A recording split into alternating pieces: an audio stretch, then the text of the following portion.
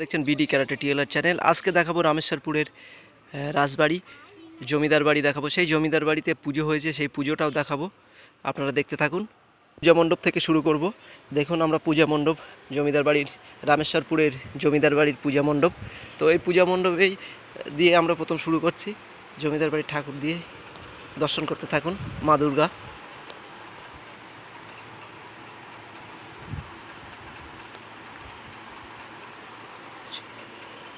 জয় মা দুর্গা।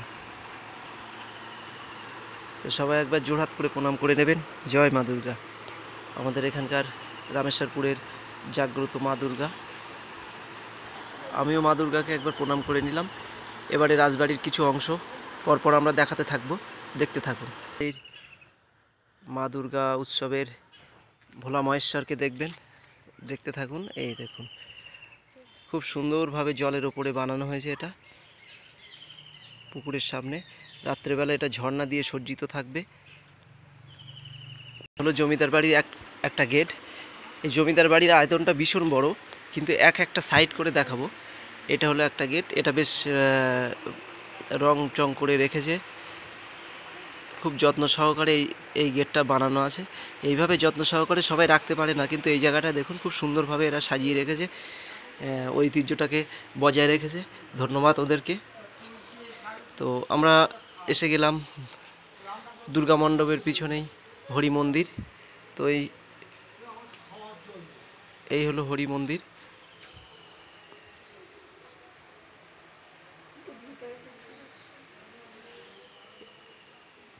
এই হরি মন্দিরে অষ্টম প্রহর হয় প্রতি বছর ফাল্গুন চৈত্র মাসে।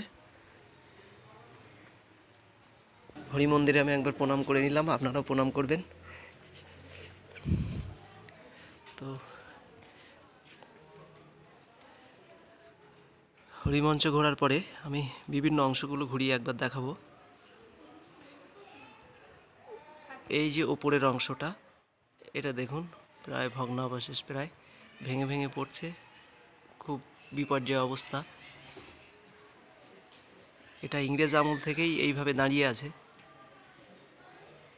আমি যখন খুব ছোট ছিলাম, 5-6-এ পড়তাম, সেই সময় এখানে এই হরি মন্দিরে বিশ্বনাথবাবু এখানে হরিনাম দিত, এখানে আমরা দেখতে আসতাম বা প্রসাদ পেতাম, আনন্দ হই হুল্লোড় করতাম। এখন সেই আনন্দটা আর হয় না, অনেকটা কমে গেছে, কিন্তু এখনও ওনারা বজায় রেখেছেন।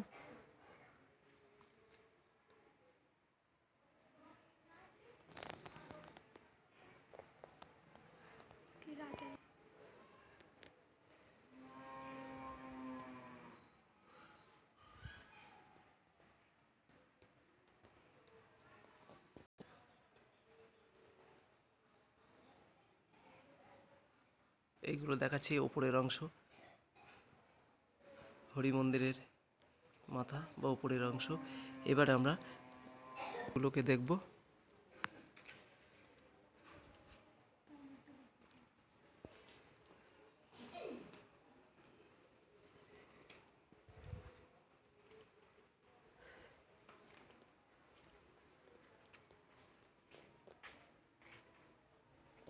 এটা ওপরে ওঠার একটা সিঁড়ি।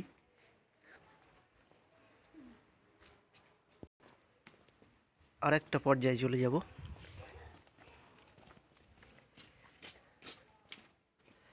দেখুন,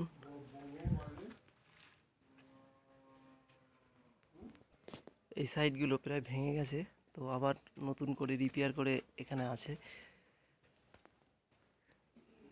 একটা বিল্ডিং থেকে আরেকটা বিল্ডিংয়ে কীভাবে জোড়া থাকতো দেখুন, একটা ছাদ থেকে আরেকটা ছাদে যাওয়া যেত, যাওয়ার ব্যবস্থাও ছিল সেই সময়। এই দেখুন, একটা ছাদের সঙ্গে আর একটা ছাদ এইভাবে জোড়া থাকতো, যাতে একটা বিল্ডিং থেকে আর একটা বিল্ডিংয়ে যাওয়া যায়। এখানে জমিদারদের পূর্বপুরুষরা এখনও বসবাস করছে, অনেকে যত্ন করে প্লাস্টার করে রেখে দিয়েছে, সেই অংশগুলো বেশ মজবুত এবং টেকসই আছে। আর অনেক জায়গা ভেঙে পড়েছে বা অনেকের ভাগ হয়তো ভেঙে নিয়েছে। তো দেখুন, আমরা জমিদার বাড়ির পিছন সাইডটা থেকে দেখাচ্ছি এই পার্টের। তো এটা হলো একটা পার্ট। এই রাজবাড়িটা ভীষণ ভীষণ বড়।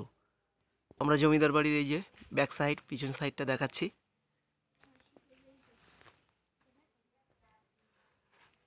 এই জমিদার বাড়িটা এত বড় যে একটা ভিডিও যদি আমি দেখাতে যাই অনেক লং হয়ে যাবে। চেষ্টা করব একটা ভিডিও অথবা দুটো ভিডিও করার। তো এই দেখুন, এই যে অংশগুলো দেখতে পাচ্ছেন, এই যে ভিত করা ছিল, এই ভিতগুলো সব ইটগুলো হয়তো তুলে নিয়েছে। যাদের ভাগে পড়েছিল তারাই নিয়ে নিয়েছে। এই দেখুন ভিত খুঁড়ে, তো আমরা সেই ভিতের ওপর দিয়ে হেঁটে যাচ্ছি। এগুলো তোলা পড়ে গেছে, এরকম করে কিছু কিছু অংশ ভেঙে ভেঙে জমিদার বাড়িতে অনেক ছোট হয়ে গেছে। তা সত্ত্বেও এখনও যা আছে, তো এত বড় জমিদার বাড়ি সহজে দেখা যাবে না। তো এনারা খুব যত্ন সহকারে খুব সুন্দর করে প্লাস্টার করে রেখে দিয়েছে বলে এই অংশটা খুব সুন্দর এবং মজবুত মনে হচ্ছে। এই দেখুন, এই সাইডটা খুব ভালোভাবে সজ্জিত করে রেখেছে। ধন্যবাদ ওদেরকে, এইভাবে ঐতিহ্যটাকে ধরে রাখার জন্যে অসংখ্য ধন্যবাদ। এই সাইডটা দেখুন, ব্যাক সাইডে। এবারে আমরা জমিদার বাড়ির আরেকটা পার্টে চলে যাব। একটা পার্টে যাওয়ার আগে আমি এই সাইডটা, যারা যত্ন সহকারে এই ঐতিহ্যটাকে ধরে রেখেছে, তাদের এই সাইডটা একবার ঘুরিয়ে দেখাবো।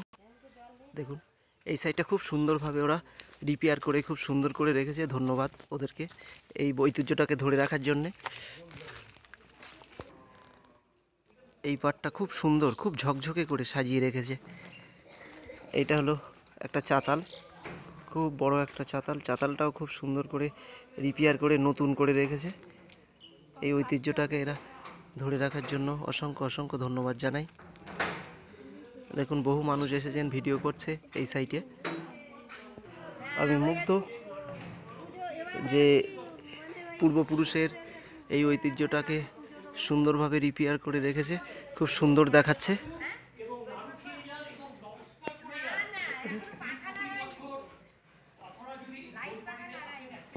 ভালো অংশটাকে একবার না দেখিয়ে পারছি না, ওই জন্য আপনাদেরকে একবার দেখিয়ে দিলাম। তো এই জমিদার বাড়ি একটা ভিডিও করতে গেলে ভীষণ ভীষণ বড় হবে। তো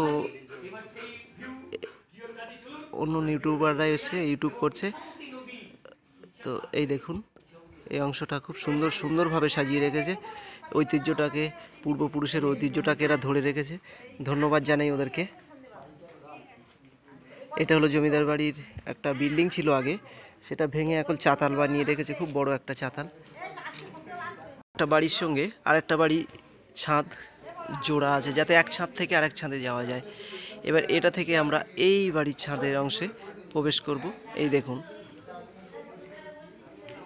এই একটা ছাদ থেকে একটা ছাদ জোড়া আছে এদিকেও। এইবারে এমনভাবে তৈরি, দেখুন এই এই যে ছাদ, এই ছাদ থেকে এই ছাদে যাওয়ার ব্যবস্থা ছিল, কিন্তু এটা ভগ্নাবশেষ, প্রায় ভেঙে পড়ছে, ভেঙে যাচ্ছে। এই দেখুন, এই বিল্ডিং থেকে এবারে আমরা এই বিল্ডিংয়ে যাব, 3য় নম্বরে। এই দেখুন, সবাই ভিডিও করছে এসে। এবারে এই বিল্ডিংটা ঘুরে দেখাবো। আমরা এবারে উঠছি ছাদে সিঁড়ি দিয়ে।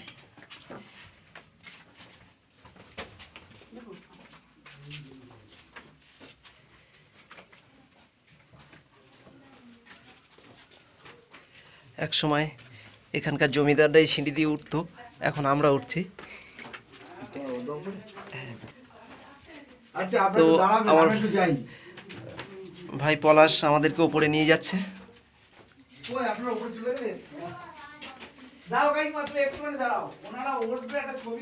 পলাশ এখানে থাকে, এই জমিদারদের পূর্বপুরুষের একটা অংশ।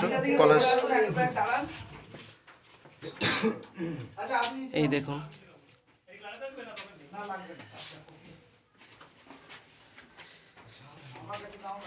সিঁড়ি দিয়ে আমরা উপরে উঠছি।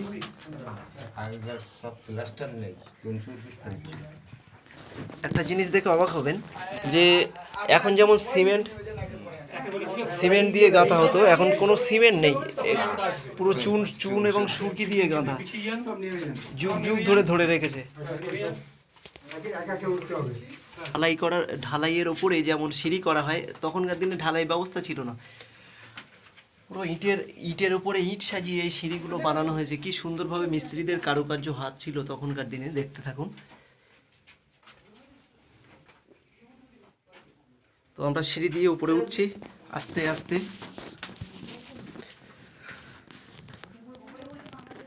এবার ক্যামেরাটাকে ঘুরিয়ে দিলাম একটু। দেখুন আমরা প্রায় ছাদে পৌঁছে গেছি। তো আমরা চলে আসলাম জমিদার বাড়ির ছাদে। এই জীবনের প্রথম উঠলাম, আগে কোনোদিন ওটা সম্ভব হয়নি। আচ্ছা আচ্ছা। তো এই ছাদের মাথায় দেখুন কত সুন্দর স্তম্ভ করা আছে।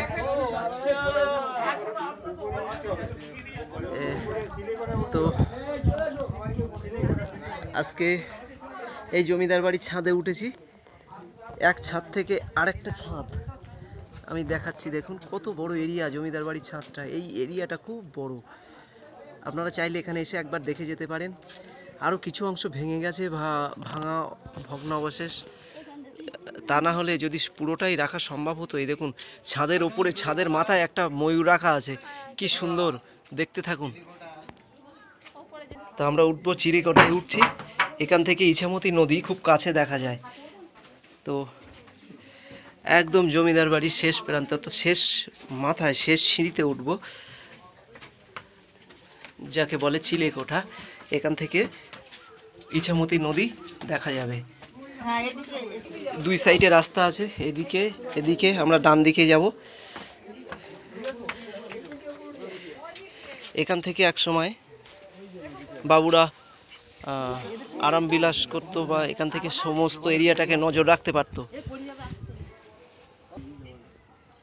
এই হলো জমিদার বাড়ির সব থেকে উঁচু জায়গা। এই জায়গা থেকে পুরো এরিয়াটাকে ওনারা নজর রাখতে পারতো। আর এখান থেকে ইছামতি নদী দেখা যাচ্ছে। ইছামতি নদীর ওপারে হলো ওপারটা হলো বাংলাদেশ দেবহাটা। তো আমি জুম করে দেখাবো। এই দেখুন বাংলাদেশের নদী দেবহাটাকে খুব কাছে দেখা যাবে।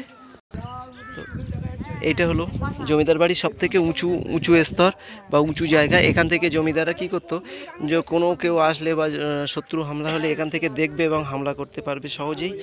আক্রমণ করলে সেটাকে প্রতিহত করা যাবে এবং এই জায়গা থেকে পুরো এরিয়াটাকে নজর রাখা যাবে। এই দেখুন পুরো জমিদার বাড়িটাকে, পুরো এরিয়াটাকে এই জায়গা থেকে দেখা যাচ্ছে। শুধু তাই নয়, কাছে দেখতে পাচ্ছেন ইছামতি নদী।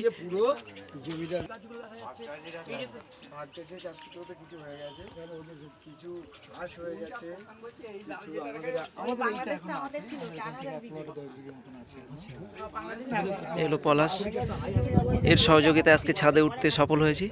পলাশের সহযোগিতায় ধন্যবাদ জানাই পলাশকে, ইনি আমাদের ছাদে উঠতে সাহায্য করেছেন।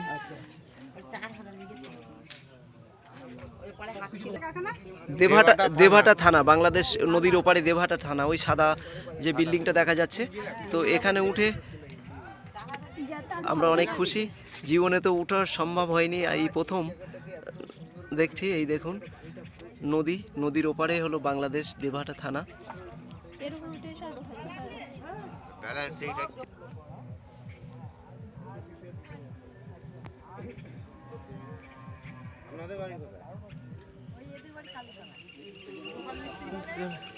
এই দেখুন এই অংশে আবার এসে গেলাম। এটা হলো ডান সাইড, উঠলাম, উঠে